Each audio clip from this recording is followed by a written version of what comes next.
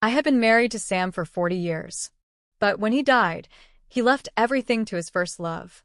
Even in his funeral arrangements, he asked that she be the one to say goodbyes if she were his wife. The only thing he left me was a single sentence. Anna, you trapped me in this marriage for 40 years. Please let me go and give me back to Zoe, his first love. Zoe looked at me coldly and said, Anna, you will never beat me. Do you know why you two never had children? Because if they weren't his and mine, he didn't want them. Memories crashed over me like a tidal wave, tearing my heart to pieces. I suddenly coughed up blood, and everything went black as I collapsed to the ground. When I opened my eyes again, I was back. 40 years earlier in the day of my wedding to Sam. And this time, when he ran after Zoe, I didn't chase him. I handed him the car keys instead. Go. Run after her. Chapter 1. I was standing on the stage at my wedding with Sam 40 years ago, hearing the familiar wedding march, and it finally hit me had been reborn. As I watched Sam walking toward me in his groom's suit, I couldn't stop thinking that just moments ago, I had watched him die. 40 years of marriage. A whole lifetime together. And in the end, all he left me was the cold truth of his indifference. When he passed, he made sure everyone got a farewell, even the housekeeper received specific instructions. But for me, he had only one. I wasn't even allowed to step foot in his hospital room. The lawyer, reading from Sam's will, stated clearly, I, Sam, hereby leave all my possessions to Zoe, including the villa currently shared by Anna and me. My funeral will be fully arranged by Zoe, who will bid me farewell as my wife. Anna is not permitted to attend. I couldn't hear anything else the lawyer said. Just those two sentences shattered everything inside me. I had been Sam's wife for 40 years. We never had children because of his health issues. I thought that after weathering life's storms together for so long, I had earned a place in his heart. But he dismissed our entire life with two cold words, a mess. Anna not even acknowledging me as his wife. And the home I had fought so hard to protect, a house I had lived in for decades, she handed it to Zoe without a second thought. Through the hospital window, I saw Sam gently caressing Zoe's face, again and again. His eyes were full of tears, heavy with the sorrow of goodbye. His lips moved softly, whispering sweet words into her ear, words I had never heard in 40 years of marriage. Even with gray hair, they looked perfect together. I never imagined that after all this time, I would still be a stranger, someone who never truly belonged in his world. I watched as he leaned his head on Zoe's shoulder, a faint smile on his lips, and took his last breath. My tears fell uncontrollably. I clutched the lawyer's arm in desperation. There must be something he left me, right? Please tell me it's not true. The lawyer hesitated, then finally said, Mr. Sam did leave a message for you. My heart flickered with hope. But then he said, Anna, you trapped me in this marriage for 40 years. Please let me go and give me back to Zoe. I collapsed. The memories of our decades together played through my mind like a film on fast forward. Tears streamed down my wrinkled cheeks as I whispered, was the power of first love really that strong? Did 40 years of companionship mean nothing? Chapter 2. I sat frozen in shock, so long that Zoe stood over me, staring with disdain. There wasn't a trace of sorrow in her eyes, only victory and contempt. Anna, she sneered, you will never defeat me. Do you know why you two never had children? Because if they weren't mine and his, he didn't want them. Her words struck like lightning. I shook my head violently. No, that's not true. That can't be true. Sam had fertility problems. That was the reason we couldn't have kids. He wanted them with me. But Zoe scanned me from head to toe and smirked. I knew this would come in handy. Anna, you've spent your life living in a dream of your own making. How pathetic. Then she threw a paper at me. When I picked it up, it felt like my heart was being ripped out, tossed into the air, and smashed into the ground. It was a medical record. Sam had undergone a vasectomy 35 years ago. His signature was right there, confirming it was voluntary. The words hit me like a hammer. So, he despised me, that mush, sterilized himself just to make sure he'd never have children with me. 40 years. And I meant absolutely nothing to him. Thud. I coughed up blood and collapsed again. As darkness swept over me, the memories flooded back, fragments of a life I thought I knew. I was the daughter of Sam's parents' closest friends. After my parents died in a car accident during my high school years, his family took me in. That's how we met. The first time I saw him, he was 18, young, handsome, standing in the sunlight like something out of a dream. Anna, my name is Sam. We'll be classmates now. Let's look out for each other. When he extended his fair right hand toward me, a strange wave of emotions stirred my young heart. From that moment on, I followed him everywhere, a shadow, his bodyguard, his closest friend. But it all came to an abrupt end the day he met Zoe in college. I had no choice but to bury my feelings deep inside. Fate, however, has a cruel sense of humor. The year we graduated, one drunken night threw everything into chaos. His parents caught us in the act, and from that moment on, we were bound by a marriage contract. His attitude toward me shifted from polite respect to open hatred. You just wanted to sleep with me, didn't you? Don't think I don't know what you're planning. Don't even dream of tying me to you forever. Even though it was him who came into my room, and I vaguely remembered it was he who started everything, I didn't bother defending myself. Maybe, like he said, I was selfish. I thought if this was my chance to spend the rest of my life with him, then so be it. But he was determined to rebel against his parents at every step, delaying the wedding again and again. It wasn't until his second year of grad school, after both his parents died in a car accident and left a will demanding our marriage, that he finally agreed grudgingly. I knew the pain of suddenly losing your parents, so I did everything I could to care for him, making sure he never felt even a moment of discomfort. To preserve his privileged lifestyle, I took over the family business, facing the public eye, fighting through countless challenges to keep it afloat. And yet, even after 40 years, I still couldn't win the smallest piece of his affection. If there is a next life, I don't want anything to do with him again. I'm so tired. I don't want to love him anymore. Chapter 3. I don't know if it was divine intervention, but when I woke up, I had returned to 40 years ago, the day of my wedding with Sam. At that moment, Sam was already standing beside me. While the guests applauded and offered blessings, his eyes were distant, scanning the crowd anxiously. Watching this painfully familiar scene, I understood what was about to happen. In my past life, this was the exact moment he locked eyes with Zoe and chose to abandon everything to run after her. Back then, I couldn't accept it. I feared that Sam, who was used to a life of wealth, would suffer if he followed Zoe, who had nothing. So I clung to his hand, begged desperately, even brought up his parents and fell to my knees. Sam, please think of your father and mother. Don't go. I love you. We can still be happy. And in the face of murmuring guests, he paused and went through with the ceremony. This time, when he turned to chase Zoe, I also reached out, but not to stop him. He looked at me with the same scorn as in my previous life. Anna, let go. If anything happens to Zoe, I'll never forgive you. Not even in death. I smiled faintly and quickly placed the car keys in his hand.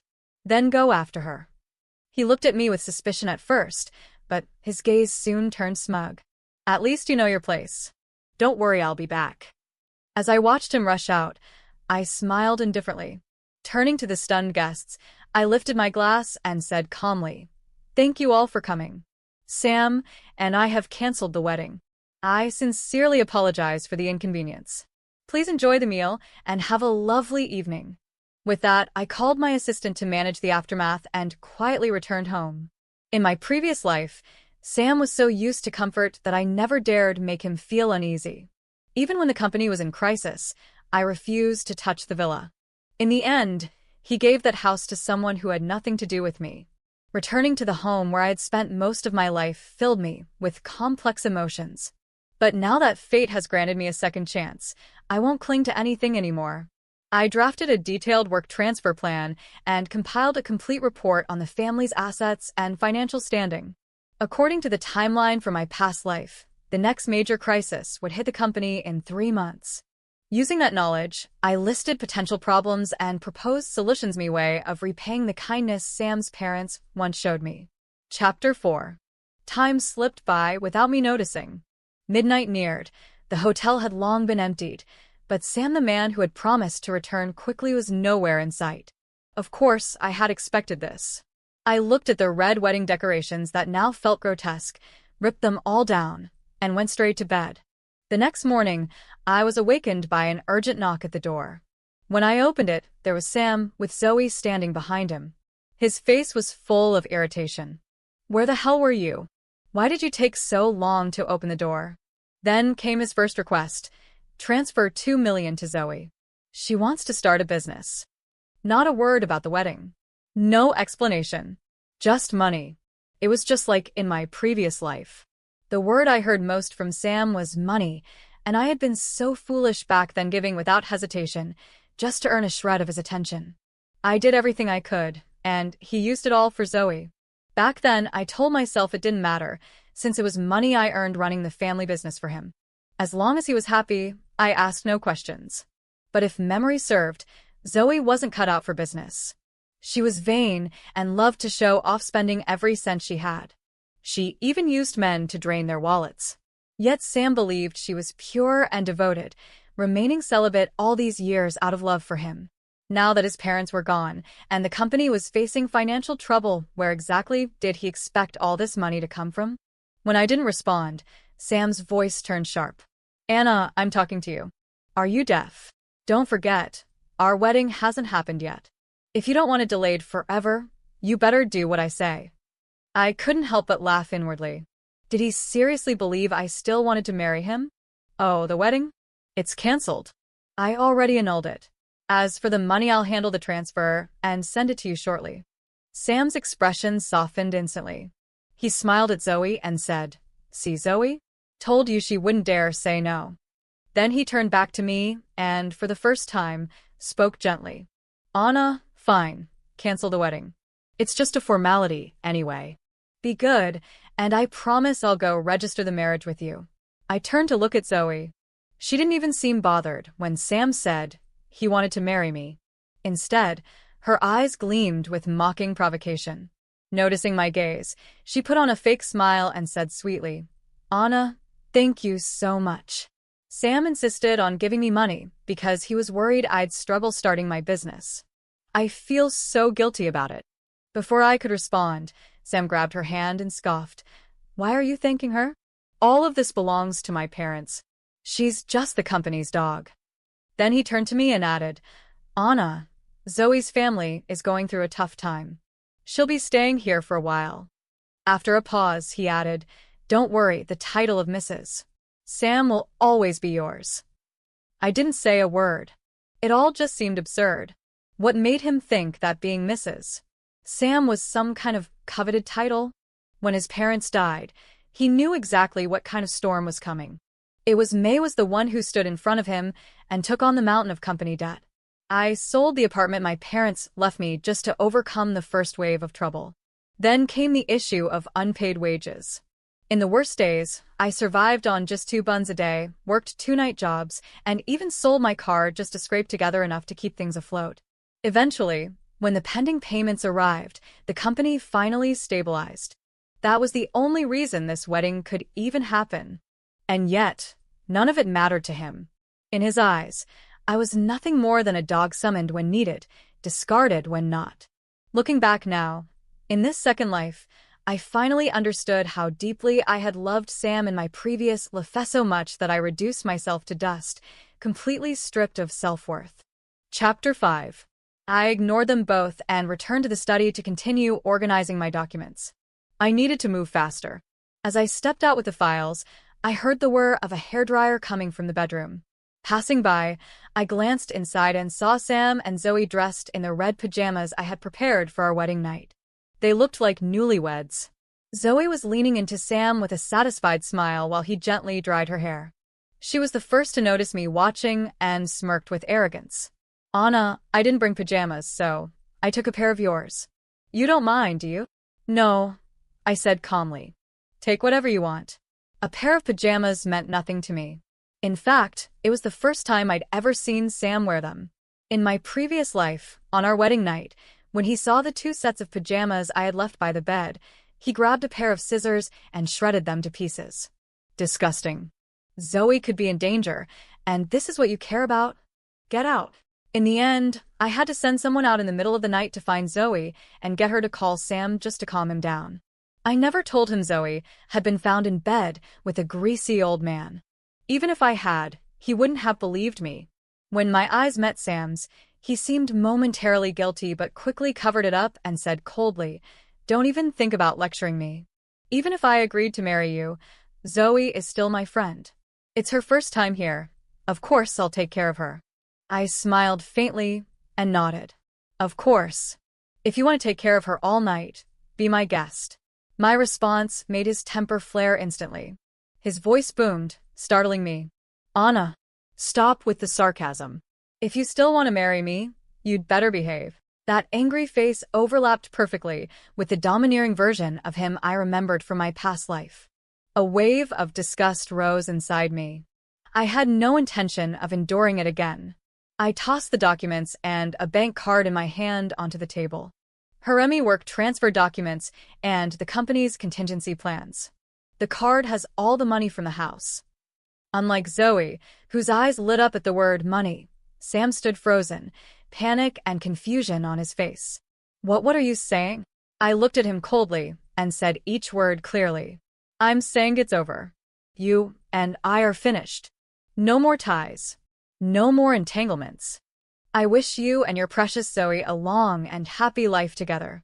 And with that, I turned and walked away without a second glance. Behind me, Sam's furious shout rang out. "Anna, don't you dare regret this. Even if you kneel and beg next time, I won't forgive you." I didn't look back. I just walked faster. Chapter 6. As I left behind the house that had caged me for an entire lifetime, a deep sense of freedom washed over me.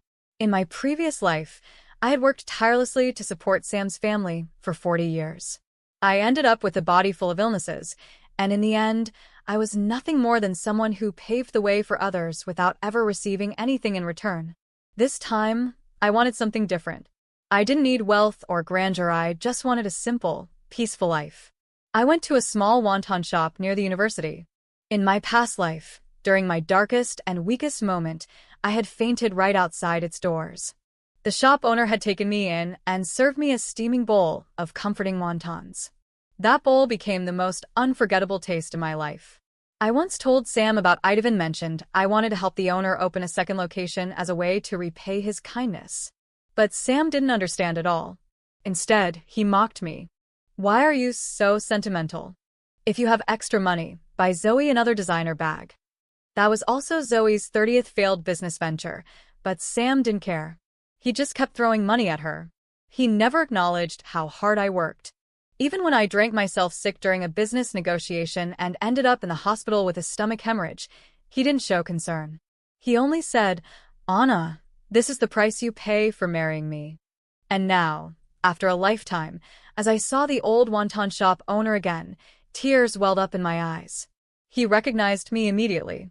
"Hey, aren't you the girl who fainted outside my shop?" "Yes," I smiled. "I've been craving your wontons." As we talked, I learned that he wasn't a local and had always dreamed of retiring to his hometown. It didn't take much to convince him. I used my savings to take over the shop. The old man taught me everything, even passed down his secret recipe, without hesitation. The store only got busy during lunch and dinner hours. I hired an Annie to help, and life became easy and peaceful. But 2 months later, I unexpectedly ran into Zoe in my shop. She looked like a completely different person stepping out of a luxury car, dressed head to toe in designer brands, arm in arm with a young man who looked like a college student. When she saw me, she froze for a second, then quickly let go of the guy's shoulder. Her smile stretched so wide it nearly reached her ears. "Anna, so this is what you ended up doing after leaving Sam? I'm a vice president now. Maybe if you beg, I'll let you work as a security guard." Looking at this woman wrapped in gold, I felt nothing but disgust. "Save it. Earning money off men must be exhausting. Keep it to yourself. Also, get out. We don't serve you here." The auntie working with me stepped forward, wielding a ladle like a sword to shoo Zoe away. Zoe stormed off, muttering under her breath, "You'll regret this." "Just wait." Not long after, Sam called. "Anna, have you lost your mind? How dare you bully Zoe? Don't think your little hard-to-get act is gonna work on me." His voice grew sharper. "You'd better apologize to her. Otherwise, forget about us ever being together again in this life." I let out a cold laugh. "Sam, are you having memory issues? We haven't been anything to each other for a long time now. I hung up and blocked him on the spot. Chapter 7. Not long after, Sam stormed into my little shop with Zoe, face dark with fury. Anna, How dare you speak to me like that? apologize now. If you don't, not even my parents' dying wishes will make me consider marrying you again. I shrugged casually. Sorry, but even if you wanted to marry me now, I wouldn't accept. I pointed at the security camera above and said flatly, take your trash and get out. Or tomorrow. Everyone will see how you came in here harassing people. I had no more patience for them. In my past life, I wasted too much time tangled in their drama. Now, I couldn't wait for them to disappear completely. Zoe stomped her foot, whining, Sam, look at how Anna treats me. Ever since you've been with me, she's made my life hell and now she's disrespecting you too. It was true. My attitude towards Sam was completely different now. In my past life, I gave him everything he asked for without hesitation. Sam looked stunned, staring at me for a long time before finally saying, Anna, I'm giving you one last chance. Apologize now, and I'll forgive you. I couldn't help but laugh. Who wants your forgiveness? Go take care of your precious lover. Someone as incompetent as her? Good luck, you'll need it. Now leave. Zoe immediately slipped into her victim act. Anna, it's fine if you hate me, but how could you curse the company? It's Sam's parents' legacy. Sam frowned but, surprisingly, didn't lash out. Instead, he changed his tone, adopting that fake calm, condescending voice. Anna, this is too much. I told you, the title of Mrs. Sam will always be yours. What more do you want? I rolled my eyes and didn't even bother answering. I signaled to the auntie beside me. She understood, instantly grabbing a greasy spatula and charging at them. Frightened, the two of them ran out the door. Not long after, it was revealed that Sam's company had been involved in tax evasion and embezzlement. In my past life, the company had always played by the rules. The worst we experienced was investors pulling out, which led to a financial crisis. But now, it seemed Zoe had something to do with this mess. A week later, Sam returned to my shop, looking worn down and desperate.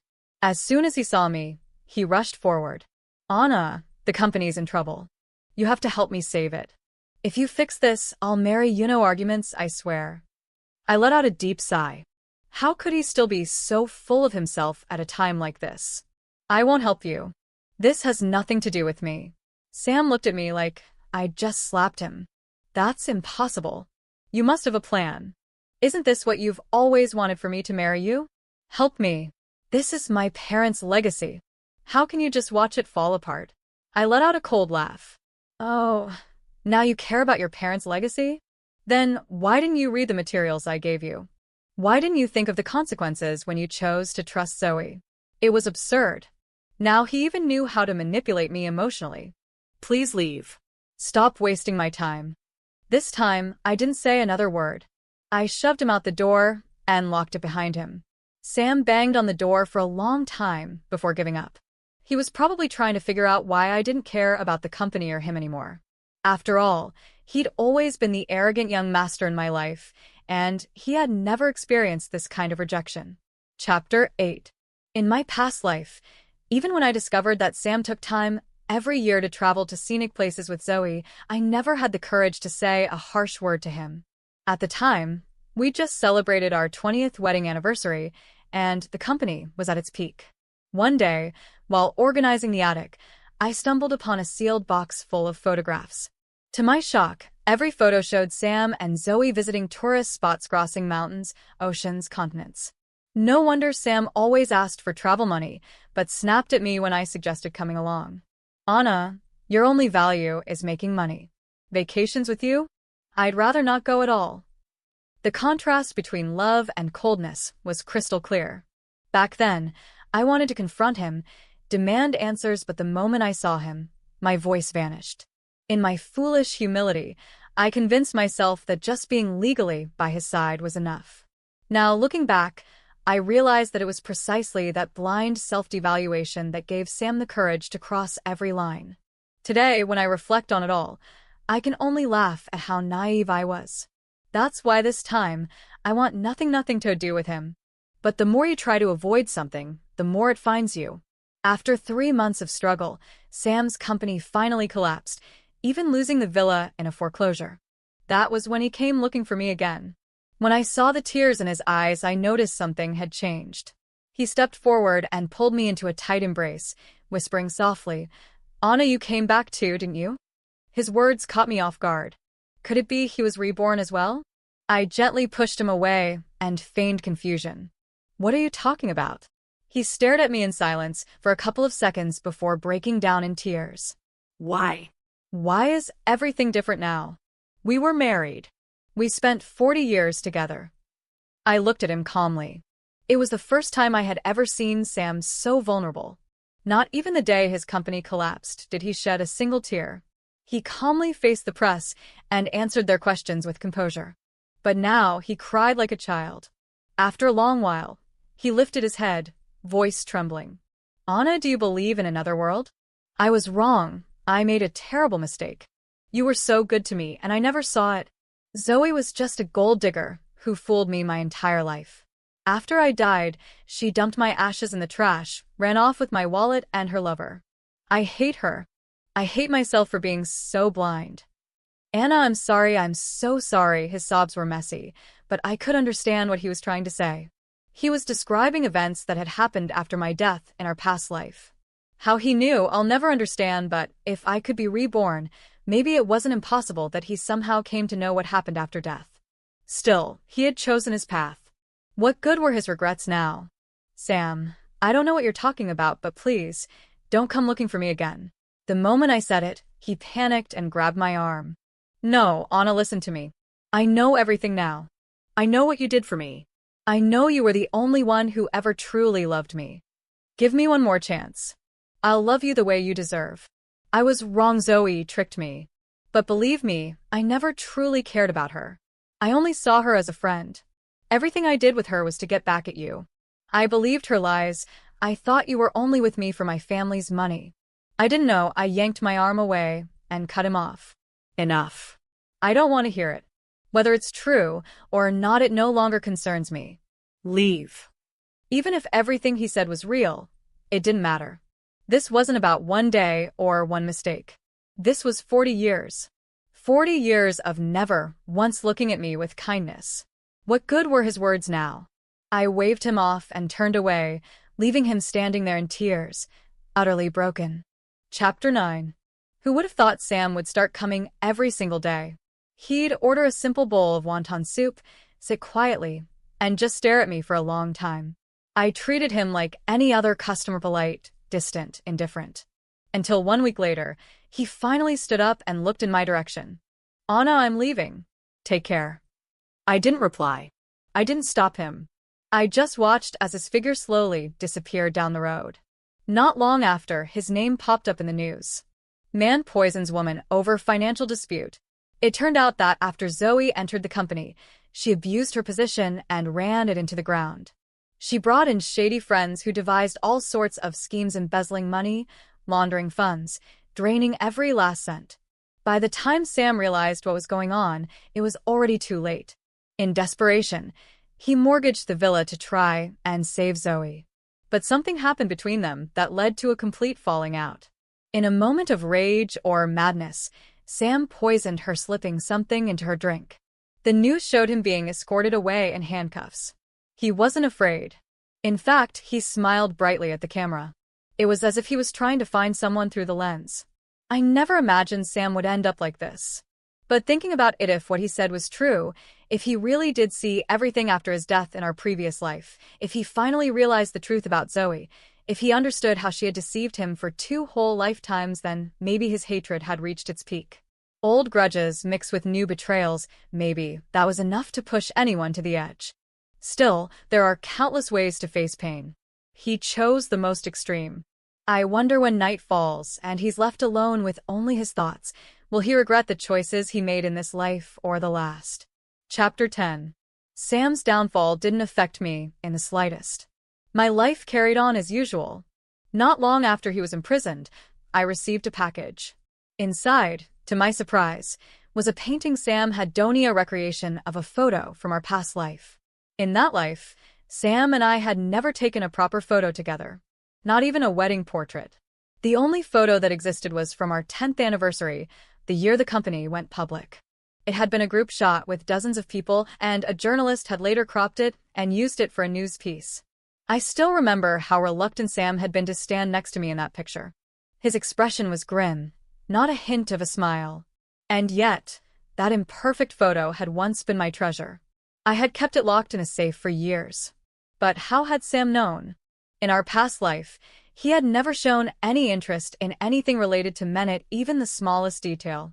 But now, none of that mattered. Looking at the painting, where he had softened our expressions to make us seem like a harmonious couple, I felt nothing. Not even a flicker of emotion. I called the courier and returned it just as it was.